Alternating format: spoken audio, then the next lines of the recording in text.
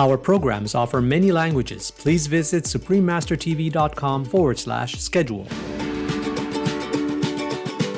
To keep the troop organized, one of the males is dominant, and he is respected as the boss, but mostly the guys are close and work well as a team. In contrast, the females are more independent and preoccupied with their young ones. Nonetheless, Zanzibar red Colobus-People all enjoy playing and grooming each other during their rest periods between feeding times. Zanzibar red Colobus-People, the sociable East African islanders. Please continue watching and take pleasure in this delightful discussion. Don't be vegan. Enjoy the meat now and enjoy it being roasted in hell later.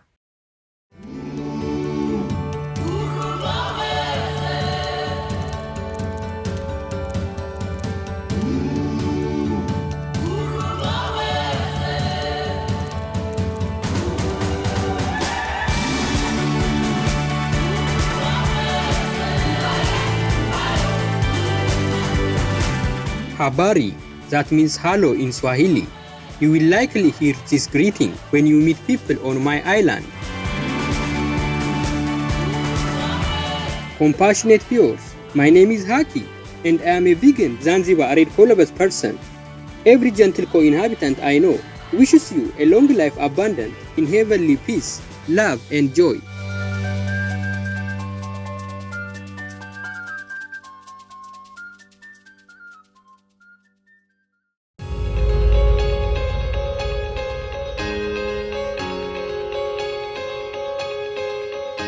Welcome to our show titled Zanzibar Red Colobus-People, the Sociable East African Islanders.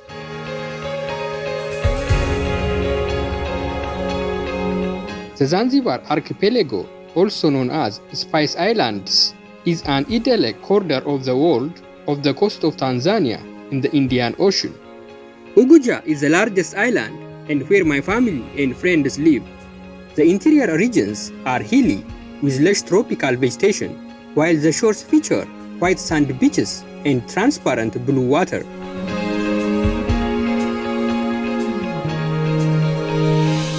Our species of red Colobus-People is endemic to Zanzibar, which means this is the only place on earth where you will find us.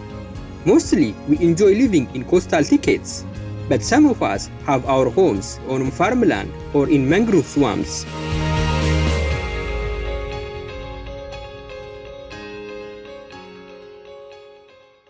In the second half of the 19th century, a botanist named Sir John Kirk served as British Consul in Zanzibar, and it was he who introduced us to zoological science. That is how we got our Latin name, Colobus kirki, and why we are sometimes referred to as Kirks, red Colobus-People.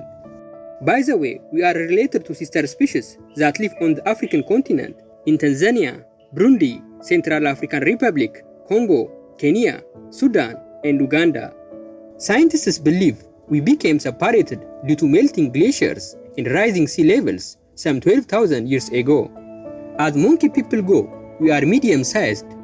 Body length varies between males and females, but I can say the average ranges from 43 to 64 centimeters.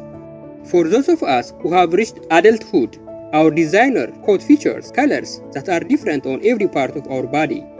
Our back and tail vary from red-brown to orange, often complemented by a black stripe across the shoulders and down the arms.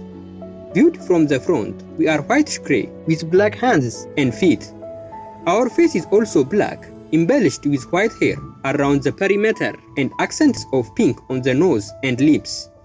Our young ones start out with only black and white fur, but at around 3 to 5 months, the reddish hues start appearing.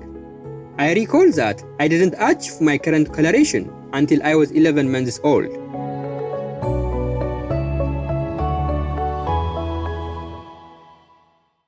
Here are some things you may like to know about our lifestyle. Red Colobus-People are arboreal, so we don't spend much time on the ground. We are a diurnal species, which means we are active during the daytime, and we are also qualified herbivores. What does that tell you about our diet? If you guessed that we are plant-based eaters, you are right, but not just any vegetation. There are about 60 kinds of plants and trees whose young leaves provide the bulk of our nourishment. Occasionally, we will have a side dish of shoots, flowers, seeds, or unripe fruit. Usually, we get sufficient water from our food, so we don't go out of our way to drink it. If you happen to find some collected in a tree hole or a rock crevice, hey, why not? On the other hand, I have heard that our cousins who eat from mangroves do make a point of drinking. I guess it's because the coastal swamps make the plants taste salty. Our stomach has 4 chambers and abundant helpful bacteria that ferment the cellulose in the foliage we consume. It is a lengthy process that produces a lot of methane and carbon dioxide and contributes to our pot belly. After our meals, we burp a lot and are generally inactive for up to 7 hours. Other gases released from our gut can have an unpleasant odor that humans living near our habitat have learned to recognize. Every so often, we eat naturally occurring charcoal from logs, charred tree stumps, or coconut shells. The carbon residue aids our digestive tract by absorbing toxins found in certain leaves. Zoologists assume that red colobus mothers teach this behavior to their offspring. Thanks for taking care of me, Mom.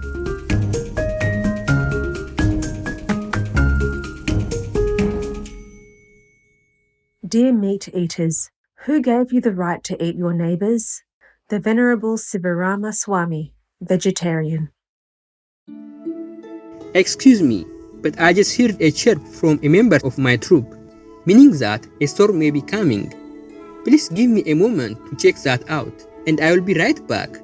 There is more to come, so please stay with us here on Supremacer Television.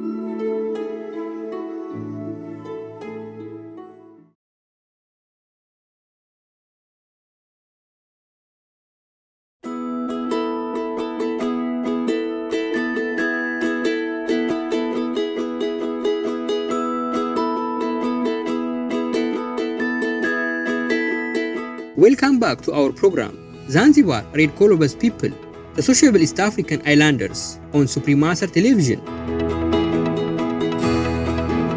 My leader said there should be enough time for us to finish up before it starts to rain. Incidentally, have you wondered why we are called Colobus and not monkey people? The answer is in our hands. Colobus comes from a Greek word that means cut short. We do not have thumbs, or if some species have them, they are too small to be functional. Instead, we have 4 long and strong fingers for grasping things. This combined with our powerful hind limbs and long tail make us agile jumpers and climbers.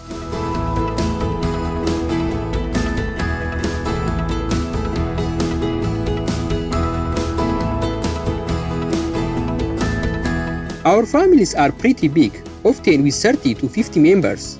I know a few clans with as many as 100 individuals. Actually, come to think about it, we shouldn't even call them families. They are really more like communes. Usually, there are 4 adult males, numerous adult females, and of course all their children. I guess you might say we believe in free love. To keep the troop organized, one of the males is dominant, and he is respected as the boss, but mostly the guys are close and work well as a team. In contrast, the females are more independent and preoccupied with their young ones. Nonetheless, we all enjoy playing and grooming each other during the rest periods between feeding times.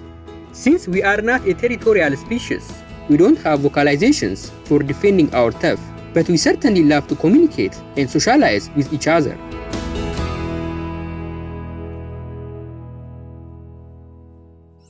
We use barks and make other noises that sound like chest and wheat to express our feelings. When we want to warn other family members about changes in the weather or potential danger, we use chirps and grunts. In fact, we change the warning sound depending on whether the peril is on the ground or in the sky. Fortunately, where we live, there is rarely anything to fear from above, but unwitting youngsters sometimes raise the alarm when they see moving shadows. Interestingly, there are times when adults exhibit similar behavior. We instinctually keep quiet during stormy weather. But if a downpour continues for too long, the silence is hard for us to bear. The lack of communication makes us feel insecure, and so we will produce a piercing scream to reconnect with others and relieve our loneliness.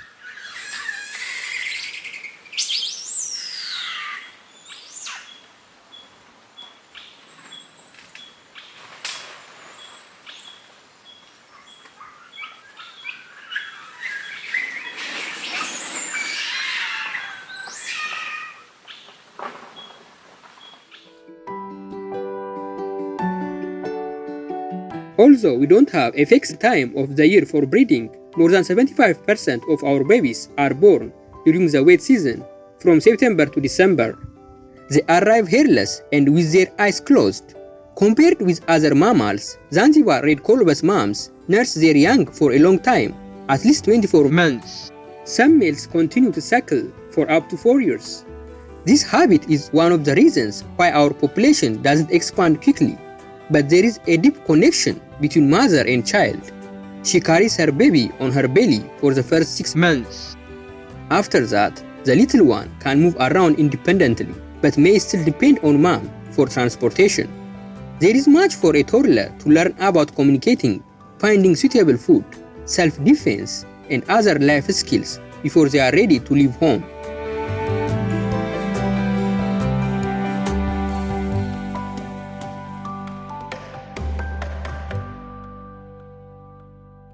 According to the International Union for Conservation of Nature, or IUCN, a red list assessment completed in 2018, our species is endangered. Researchers estimated the number of mature individuals at 5,862, with a decreasing population trend. It appears that habitat loss due to timber cutting, charcoal production, and human residential development could be the end of the road for us.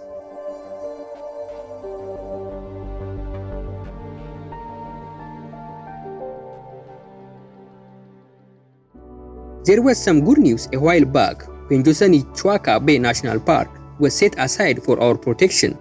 Additionally, the Tanzanian Forest Conservation Group, or TFCG, runs outreach programs to educate residents about the need to save the trees that are our home. These are hopeful initiatives, but we pray that it won't turn out to be a case of too little too late. May I ask you to join us in prayer? We believe that Allah helps those who help themselves. Your kindness, not only to us, but toward all animal people, would surely put a smile on heaven's face, and that may help your species survive too.